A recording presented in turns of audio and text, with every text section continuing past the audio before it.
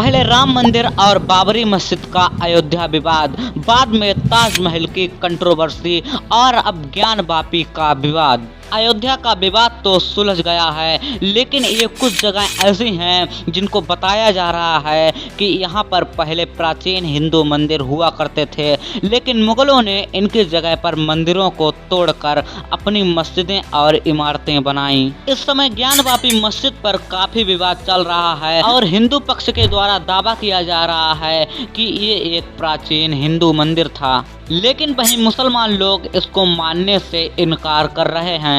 लेकिन आखिर सच क्या है, आपको इसी वीडियो में पता लगने वाला है। लेकिन उससे पहले जानते हैं कि किस तरह मुगलों ने हिंदुत्व को खत्म करने का प्रयास किया, कैसे हिंदू मंदिरों को मुगलों द्वारा तोड़ा गया, कैसे मुसलमान शासकों द्वारा हिंदू मंदिरों के खजाने को लूटा गया। क्या मुगल हिंदू संस्कृति को बिल्कुल खत्म करना चाहते थे, जिसके कारण उन्होंने मंदिरों की जगह पर अपनी मस्जिदें बनाई, और ज्ञान वापी इसका बहुत बड़ा उदाहरण है।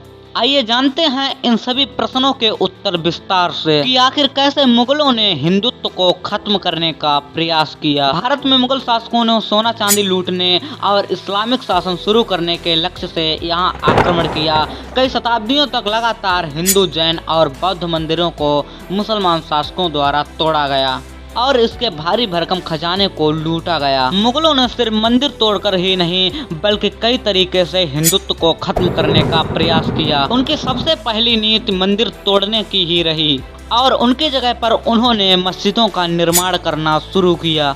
अयोध्या के विवाद के बारे में तो आपने सुना ही होगा। यहाँ पर भी मुगलों द्वारा कुछ ऐसा ही किया गया था। यहाँ पर राम मंदिर की जगह पर बाबरी मस्जिद का निर्माण किया गया।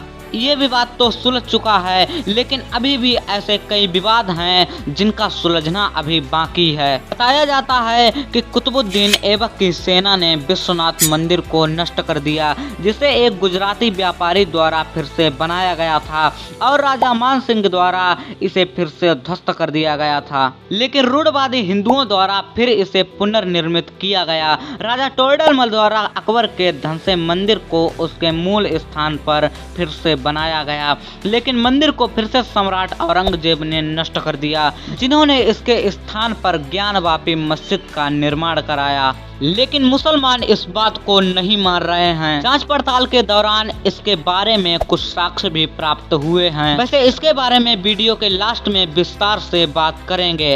अब बात करते हैं सोमनाथ मंदिर के बारे में। सोमनाथ मंदिर को काफी बर्बरता के साथ मुगल शासकों द्वारा 6 बार नष्ट किया गया था, लेकिन जितनी बार इसे तोड़ा गया उतनी बार हिंदुओं द्वारा इसे बनवाया भी गया। और हम आपको बता दें कि इस मंदिर का विनाश दिल्ली के जुनैद, महमूद गजनवी और अंतिम मुगल सम्राट औरंगजेब द्वारा किया गया। कर्नाटक के भी कई मंदिरों को मुगलों द्वारा तहस नहस कर दिया गया और आखिर में वहां अद्भुत स्मारकों के खंडहर को छोड़ दिया गया। औरंगजेब ने काफी हिंदू मंदिरों को नष्ट कराया। औरंगजेब ने एलोरा, त्र्यंबकेश्वर, नरसिंहपुर और पंढरपुर में मंदिरों को नष्ट करने और साइड पर मस्जिद बनाने का आदेश दिया था। कई मुसलमान शासकों द्वारा मथुरा, अयोध्या, काशी विश्वनाथ जैसे हिंदू धर्म केंद्रों पर हमले किए गए और इन स्थानों पर कई हिंदू मंदिरों को तोड़ा गया और इनके स्थान पर मस्जिदें बनाई गईं। औरंगजेब एक बहुत ही क्रूर और निरंकुश शासक था। मुसलमान शासकों द्वारा हिंदुओं पर तरह तरह के अत्याचार किए गए। औरंगजेब ने कई तरह से हिंदुओं को प्रताड़ित किया। औरंगजेब ने जबरन हिंदुओं को इस्लाम में परिवर्तित किया और हिंदू मंदिरों को नष्ट कर दिया। उसने जजिया कर को फिर से पेश किया, जो गैर मुसलमानों पर एक प्रकार का कर था, जिसे उसके परदादा अकबर ने पिछले 100 वर्षों से निलंबित कर दिया था। मुगलों द्वारा हिंदुओं को अंधाधुंध नहीं सताया गया, बल्कि जिनसे उनको फायदा था उनको काफी सम्मान दिया गया और उनको मुगलों के दरबार में पद भी दिए गए। मुगलिया सल्तनत का हिंदू शिक्षा पर भी काफी बड़ा प्रभाव पड़ा। मंदिरों और शैक्षणिक संस्थानों के विनाश, विद्वान भिक्षुओं की हत्या, छात्रों के बिखराव के कारण हिंदू शिक्षा में व्यापक गिरावट आई। मुसलमान शासकों द्वारा धार्मिक वास्तुकला का भी विनाश किया गया। हिंदू धार्मिक मूर्तियों और मंदिरों का विच्छेदन और विनाश हिंदू धार्मिक प्रथा पर हमला था। धार्मिक वास्तुकला का विनाश हिंदू धार्मिक प्रतीकों के अवशेषों को मिटाने का एक साधन था।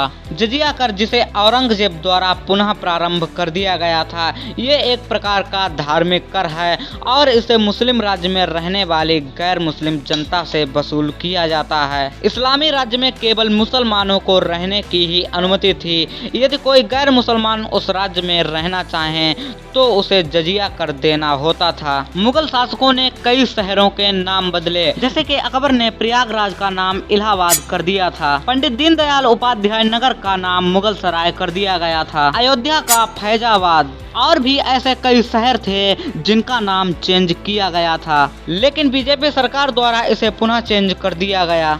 अब तक तो आपको पता लग ही गया होगा कि मुगलों द्वारा हिंदुत्व को खत्म करने के कितने प्रयास किए गए, लेकिन आखिर ज्ञानवापी मस्जिद का सच क्या है?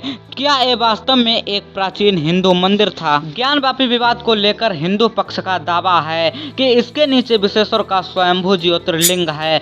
काशी विश्वनाथ का निर्माण करीब 2050 साल पहले महाराजा विक्रमादित्य ने करवाया था, लेकिन मुगल सम्राट औरंगजेब ने 1664 में इस मंदिर को तुड़वा दिया। दावे में कहा गया है कि मस्जिद का निर्माण मंदिर को तोड़कर उसकी भूमि पर किया गया है, जो कि अब ज्ञानवापी मस्जिद के रूप में जाना जाता है। याचिकाकर्ता द्वारा सर्वेक्षण की मांग की गई और जब उसका पुरातात्विक सर्वेक्षण हुआ तो इसमें एक शिवलिंग प्राप्त हुई जिसको हिंदू लोग भगवान शिव के रूप में पूजते हैं, लेकिन मुसलमानों का दावा है कि ये कोई शिवलिंग नहीं है बल्कि ये एक प्रकार का फव्वारा है। ये शिवलिंग एक कुंड में पाई गई है जिसको मुसलमान लोग वजू खाना कहते हैं। यही इबादत करने से पहले मुसलमान वजू करते हैं। हिंदू पक्ष कह रहा है कि ये एक शिवलिंग है और वहीं मुसलमान कह रहे हैं कि ये एक फव्वारा है। लेकिन आपको क्या लगता है इसके बारे में? क्या वास्तव में ये एक शिवलिंग हो सकता है? कमेंट में जरूर बताइए और चैनल को सब्सक्राइब कर लीजिए ऐसी ही अमेजिंग वीडियोस सबसे पहले देखने के लिए। आपके स्क्रीन पर एक वीडियो दिखाई दे रही होगी। इसमें बताया गया है कि आखिर ताजमहल का विवाद क्या है। क्या वास्तव में ताजमहल एक हिंदू मंदिर हो सकता है? जानने के लिए इस वीडियो पर क्लिक जरूर करें।